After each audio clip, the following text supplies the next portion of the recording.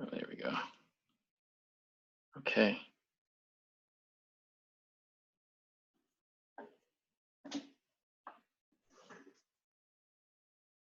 What is going on?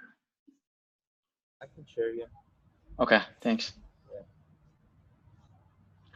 So, Catherine, do you remember what you were saying right before you got cut off so rudely by the Zoom? Well, we're gonna inside the helper function return with the n-2. We're also gonna do something to that array. Correct. Like add to it to build it. That's correct. So, okay, so inside your for loop, right? For move and moves.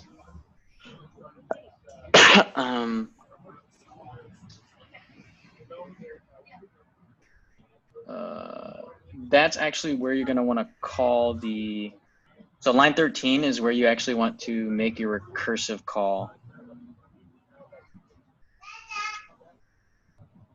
So since you're in the helper function, yeah.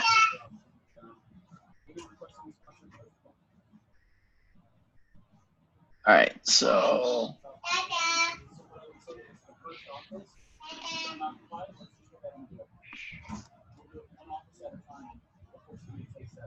Sorry about that.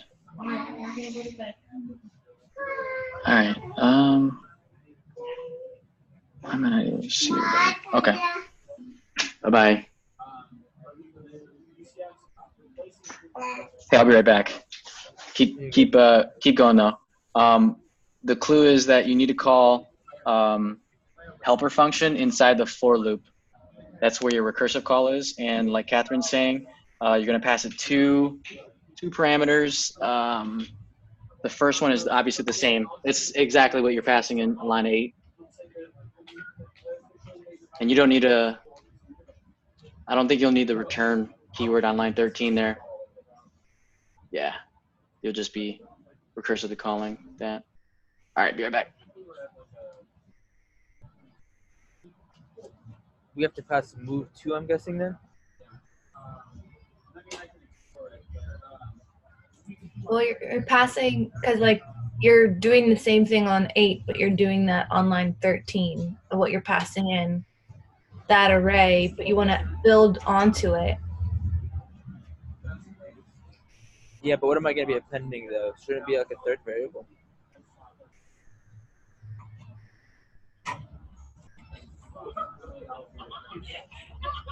Which is why I Are you appending the move?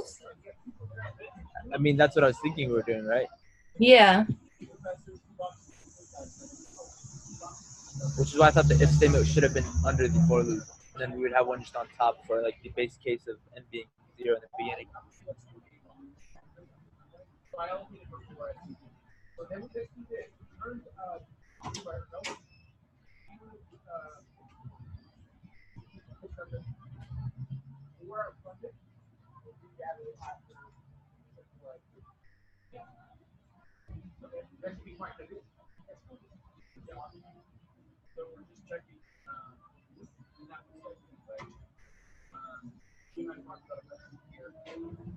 Well, I don't know if maybe do we not need to append? Yeah, I think this is where we append the array. And then this is where the array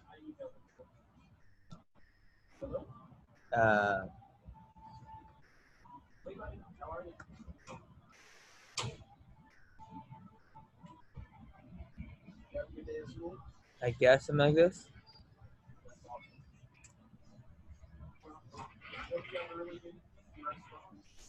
But do we need to append? Because can't we concatenate the lists? Yeah, we can add them. Yeah.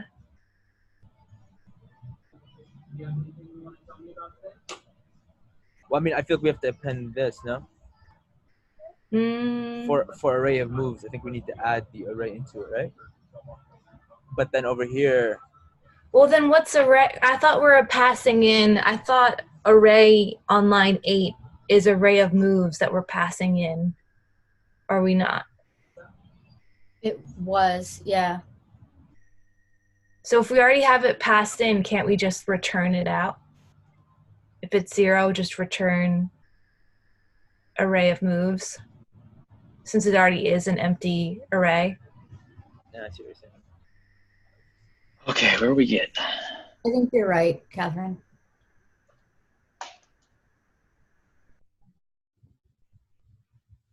Then what would be here, though? What would be returning in our base case? Well, yeah, you could just put print or return array of moves. That's correct. Yeah. So, you guys got rid of something on line 10.5 that should have been there. But the return statement is correct that you're adding in. So, what happens when n equals 0? What does that mean?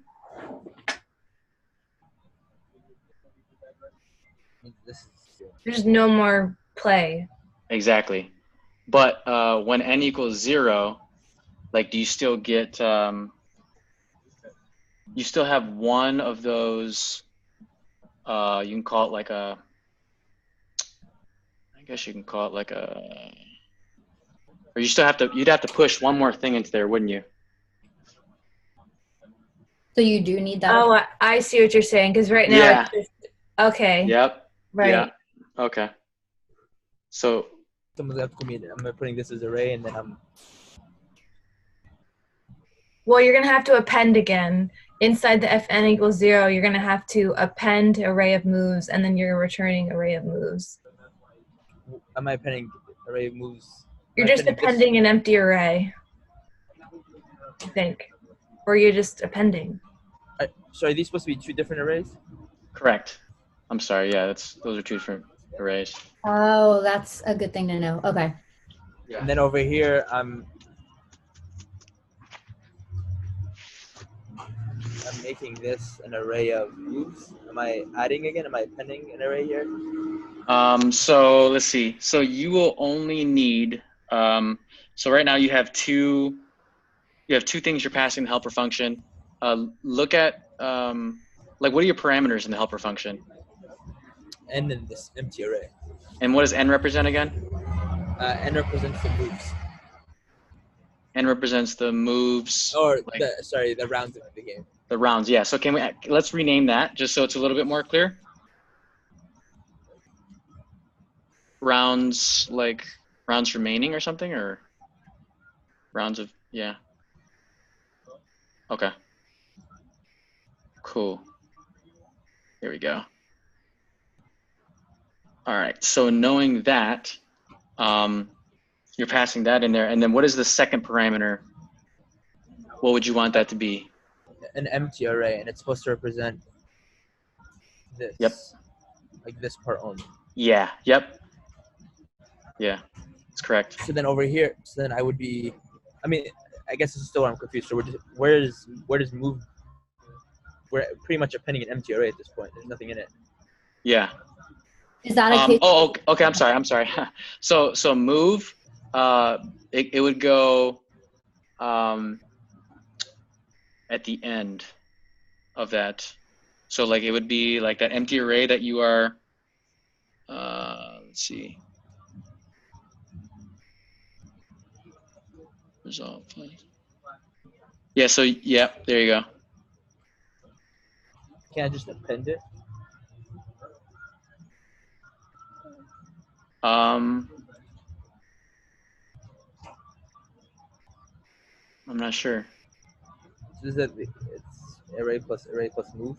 Right. So it'd be just, yeah, it would literally be, yeah. Let me think here.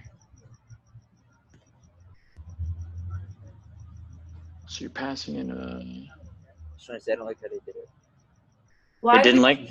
why does it do -2 first and then -1 second?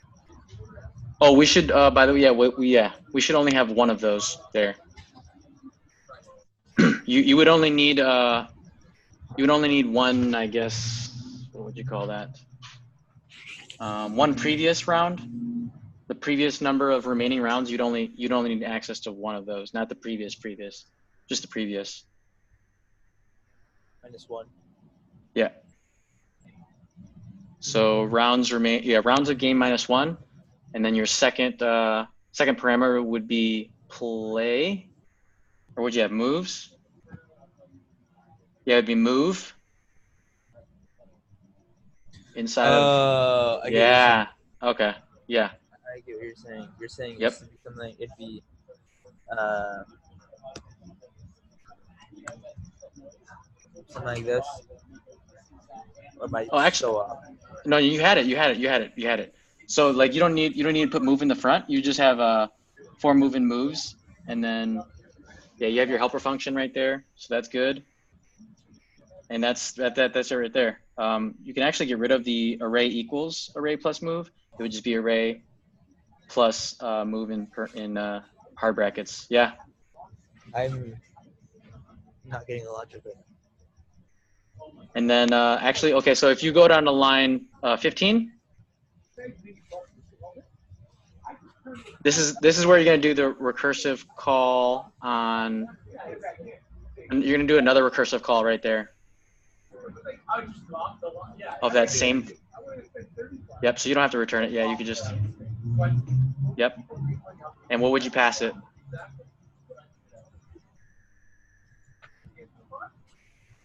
Mm-hmm. And what would you pass? Anybody? Is it just Somebody? array again? We Yeah. have to name things in. Yep. It'd just be empty array. Do we have to call it if it's already being called right here? Oh yeah, you don't have to. Yeah, you're right. Yeah, it would just automatically default to that. Yeah. And then you need to. You have line 16. That's correct. And then just make sure the. No, actually, line 16. What you have there. Instead of returning the helper function on line 16, yeah. What are you going to return? The array. Yep. Which one? Array of moves. Yep.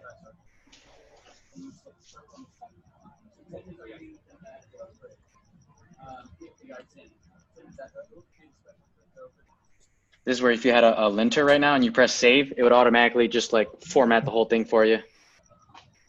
So I'm still confused by this. I'm not getting how this happened. Because okay, so let me. One. Yeah, let me see if I can help change the names a little bit for you. Name your array on line 7. Name that one just like outcomes or possible moves or something. There you go. And then okay. Instead of rounds of game, put rounds remaining. Rounds remaining. Right, because we're working down from like a, yeah. And then instead of array that you're passing on line 8, let's rename that on line 8. Yeah, that parameter. Let's name that just like a result, right? Like of the rock paper scissors that you're doing on that specific round.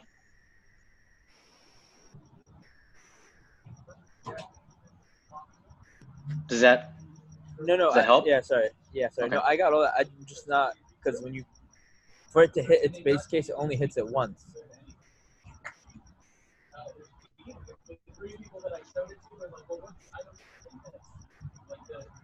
Yeah. So then, if you have something like, if you have like three rounds. 3 minus 1 is 2. Yeah. Nothing happens. You come back down. 2 minus 1, nothing happens. 1 minus 1, you get 0. And I get what you're doing. Okay. Line 14 though, we're calling it again though, right? Yeah, that's what you're calling on the rounds of game. But I mean, you're calling it after the function. I get it because you're adding the moves, so it doesn't matter if anything's happening. The result is still adding moves. The moves are not being added in here. And here you're just appending whatever move is supposed to be appended into this. Okay, so let's before you run the code, let's go through and let's start adding in some pseudocode so people can understand the print statements too. Yeah, print statements and then pseudocode and what we expect to happen. Because I mean, it works in your head and your mind, but I think the goal here is to get everybody else to understand too. Yeah, this just changed the way I look at recursion. Right? Yeah, because I always felt like the result should be coming in here. I guess it is. That's like the end result. But Yeah. the other result is happening as we're running the for loop. Okay. So here's what I want you to do, Obeda. I want you, with the new understanding, I want you to start by just explaining the problem to somebody like as if they'd never played rock, paper, scissors in their life. Like, how would you explain it? So rock, paper, scissors is essentially a Yeah. game where there is two players, or there should be two players at least, and they have three options. They can do rock, paper, scissors at the count of three, and there are there's a hierarchy of sorts where rock beats scissors, scissors beats paper, and paper beats rock. And each round, players have different options of different outcomes. Mm-hmm. Was that a great explanation of rock, paper, scissors? Yeah, that was good. No, thank you. And then so then I can explain the function. Yep. All right, perfect. All right, so what this function is doing, it's taking in the amount of rounds there are per game. Like, if there's one round, then you only do rock, paper, scissors once. If there's two rounds, then you do it twice. And in return, it's giving you the different options that exist depending on the moves that are made. Okay. And so there's essentially only three moves, but there are multiple outcomes because it's pretty much n cubed. So depending on the round you're in, there's going to be that many outcomes per round. So for example, if there's 0 rounds, then there's 0 outcomes. But if there's 1 round, then you can only make one move, which would be rock. Right. Or paper or scissors. Correct. But if you have 2 rounds, then you can do rock, rock, or rock, paper, or rock, scissors. And then paper, rock, and whatnot. And so now we have to determine what are the possible outcomes depending on the rounds that exist. Yes. So does everybody understand that part first? Like, let's just start there. Like, and I can explain the NQ. It took me a while to understand that, but essentially what that means is if you have 1 coming in, it's 1 to the power of 3. So rock, paper, scissors. But it's really what's inside here and on the outside. So then if you have 2 coming in, it's 1 squared. Or sorry, it's 2 cubed. So you have rock, rock, and so that's the 2. That's where the n is. And then the cube part is rock, rock, rock, paper, rock, scissors. Mm-hmm. So like line 8, Obeda, can you explain line 8? Like the most simple, basically like that's the lowest number of rounds you can have, right? Line 8 would be the array. Sorry, line 8 of the test file you were just in, just because it had all of the So line 8 is saying that there's 1 round coming in to our function, and then they're expecting this outcome. So they're expecting us to have an array of rock, paper, an array of arrays, and the first array is rock, second array is paper, third array is scissors. Right. So let me just clarify a little bit what Obeda is saying. Okay, so line 8 there, right? You see 3 options, right? 3 possible outcomes, right? The reason why there's only 3 in there is because you're passing in 1 to the function, and the 1 represents the number of rounds you're going to play, okay? So like if I come up and I'm like, yo, okay, all right, Catherine, let's go. We're going to play rock, paper, scissors. Let's get this. All right, on 3, 1, rock, paper, scissors, right? We're only play 1 round. And so what that means is like she or I, we can only pick rock, paper, or scissors, right? Because we're only playing 1 round. So there's 3 options.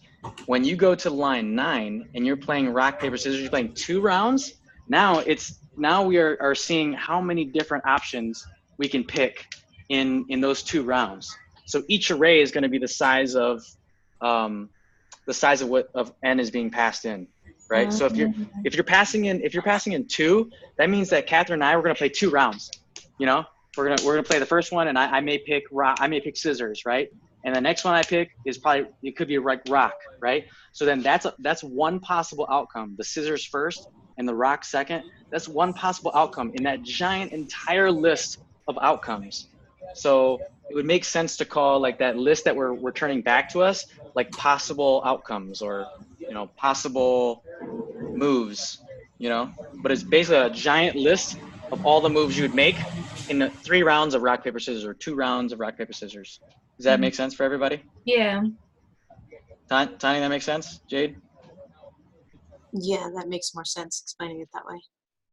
Right. So then it's kind of the same idea like what Luis was saying, right? Like if I have to guess a word on a keypad and there's only one number I have to guess, then there's only going to be like 9 options for me, right? 0, 1, 2, 3, 4, 5, 6, 7, 8, 9. I just got to guess one number and I can get it correct.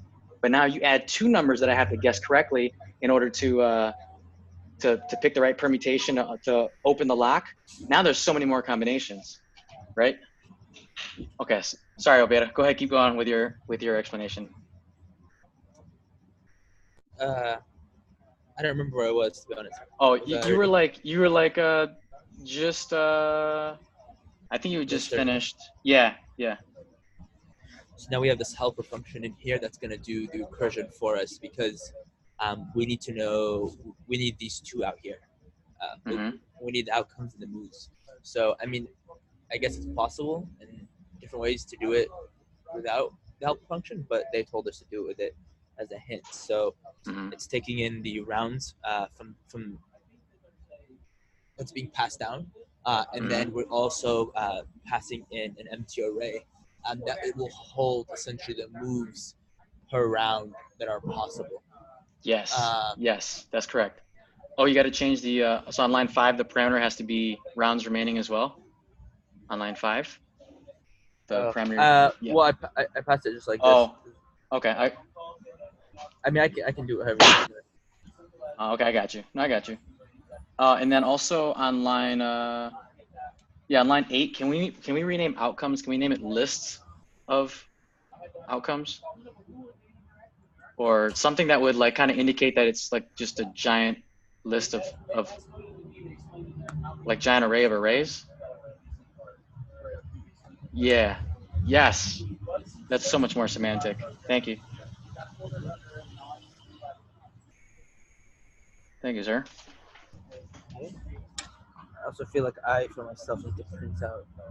Yeah. Let's do it. I think that's really, really good to see what's being printed. Can we run it? Can we run the test? Yeah.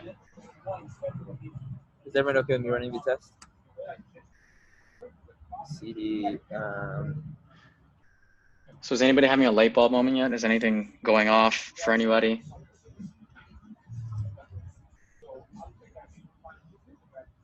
Okay. Yeah, I really So- like renaming the variables, actually. It helps, right? Like to have like a more semantic naming. I mean, because like you yourself may understand it, but then like somebody else who's reading it may.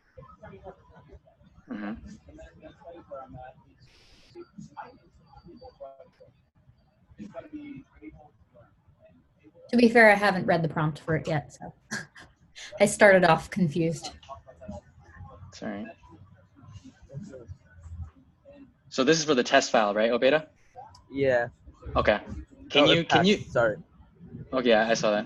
Can you go to just the regular file and then just run it, and let's just pass in like, let's start with 1 and then try 2 and then 3 and then we can kind of like simulate it so people can get a better understanding of, I think, what the problem is looking for. You really have to understand how rock paper scissors works actually. Otherwise you might really be confused. So that's 1. Mm-hmm. So the result was rock, paper was the other result, and scissors was the other result.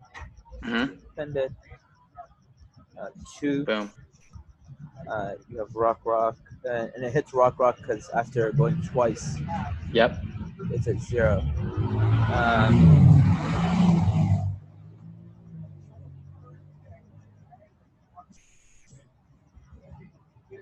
So does anybody see a pattern here?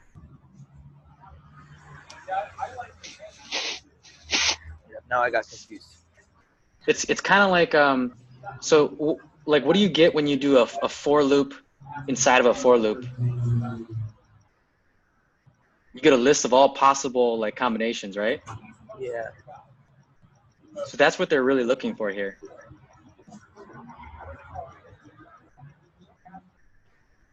So we basically just did like what a nested for loop can do, but we did it recursively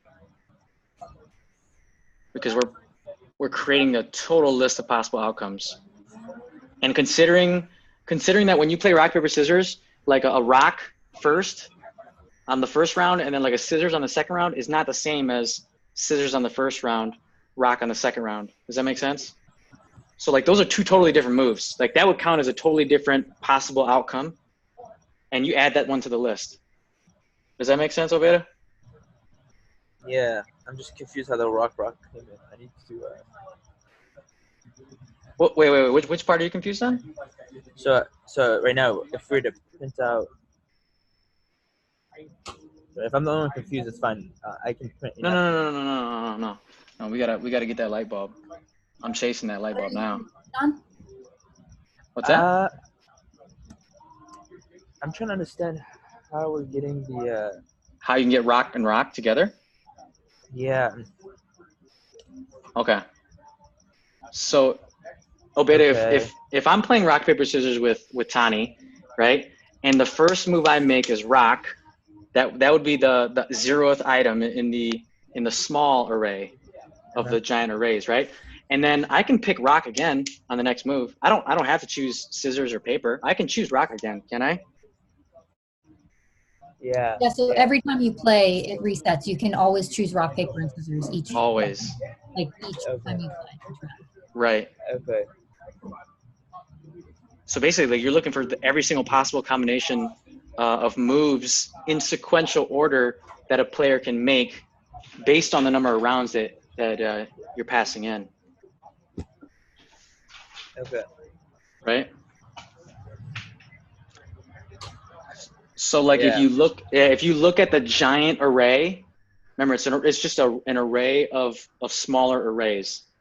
Each small array would be like all the moves a player would make across the span of the whole amount of rounds, right?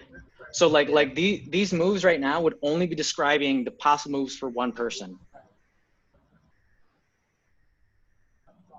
Like, so if you and I were playing rock, paper, scissors, like every time you hit a move, this would be just describing you. It could be helpful to like look back at the test file to go through it too. Okay. No, I think I'm understanding.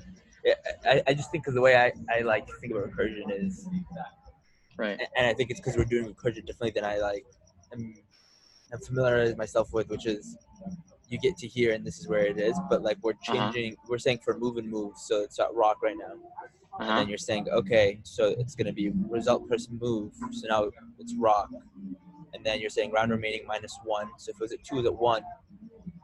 And then you come back up here and you're saying for move and moves again.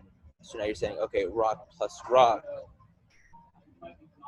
And then you hit 0, and then this goes to append it. But then there's more than one move because there's another move which is paper. So then it's saying, all right, paper gets added into here, and then it's also hitting round remaining -1, which is 0, and then it's rock, paper. So, okay, I get it. It's just like, I mean, it looks simple when it's being written because recursive solutions are like supposed to be elegant, but I would much rather just write like nested for loops. I mean, I know that it's not as performant, I guess. Yeah. But right. So like, what would event? Oh yeah. Okay. Cool. Yeah, I think I just needed to see the printing. I understand what's going on. I think it was just hard for me to wrap my mind around the for loop. That each for loop essentially is representing a recursion function or a recursion that's going back into another for loop for that specific initial for loop, which is then getting another for loop inside of it, which is getting another for loop. So if it was like 5, it would be, oh my god, but essentially you'd hit 5 in here and then it would leave. Yeah, so each small array inside that large array would have 5 moves in it. Yeah, so this would be the scissors, and then this is the move. This is what the result is. This is the move. And then this is the new result, and this is the move. Okay, I get it. So essentially, that'd be 3 to the 5th, then, right? Yeah. Yeah. No. 3 to I the mean, 5th. technically, it's still n to the cubed, right? Because n to the cubed would be 5 times 5 is 25 times. Because like this is still n cubed, and this is n to the 4th. As in, like the actual outcomes are still. Sorry, I mean 4 cubed. The outcomes are still that many, right? So this is like I think 27, right? Outcomes that are possible. And then this would be whatever 4 times 4 is 16 times 4 again, whatever that is. I don't know. 64. 64. Yeah, this would be 64 outcomes, right? Oh, okay, I got have you. to run, guys, but Yeah, thank you this so is all much. recorded. Yeah. It was very, very helpful. Yeah, I gotta go eat. Okay, Me I'll too. drop the I video in gotta the go eat channel. too. Cool. Yeah, Uh, this is Just really helpful. FYI, they just mentioned that we only have to do 3 of 5 problems. If we do all 5, it's stretch. They just mentioned that? Yeah, Steve put it in the channel just now, so. I'm sorry, I should have mentioned that. That's my bad. Well, My then bad. I'm done. You're done. Yeah. Yeah. I'm done too then, I guess. Just But I'm only still in day gonna. 3. Well, I'm still gonna work through. Yeah. So whoever wants later tonight, I'm also online. I'm just gonna go get food. Okay. Okay. Just whoever is working, just drop a link to the Zoom so that everybody knows, and then that way they can hop in there. Cool. Good work, guys. Thank you very much. Bye. I appreciate See you the help. guys. See ya. Thanks.